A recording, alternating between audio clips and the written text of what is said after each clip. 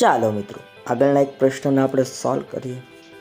આર્જવની ક્રમની વાત કરેલી છે અહીંયા કે ભાઈ આર્જવનો ક્રમ ક્લાસમાં ઉપરથી 9મો છે ભાઈ, બરાબર. અહીંયા ઉપર નીચે આ રીતના કરીને તમને ક્રમ આપેલો છે ભાઈ. ઉપરથી ગણતરી કરો તો 9મો ક્રમ છે અને નીચેથી ગણતરી કરો તો 38મો ક્રમ છે. વાત કોની થાય છે? તો આર્જવ નામના છોકરાની, વિદ્યાર્થીની, જેની કહો એમની, બરાબર. હવે અહીંયા તમને આર્જવ 2 વાર આપેલો છે, એટલે જ્યારે પણ એકને એક વ્યક્તિનું સ્થાન 2 વાર આપ્યું હોય ત્યારે તમારે ટોટલ જે મળે એમાંથી 1 માઇનસ કરવાનો રહે.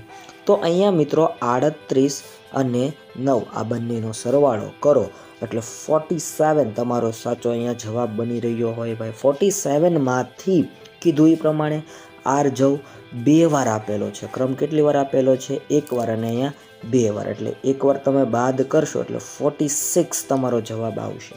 તો આ ક્લાસમાં કુલ કેટલા વિદ્યાર્થીઓ હશે? જ્યારે કુલ સંખ્યા પૂછી હોય ત્યારે આ રીતના કરવાનું ભૂલતા નહીં. એટલે કે 46 આમાં સાચો જવાબ બની રહ્યો છે. 46 સાચો જવાબ છે વાલા મિત્રો.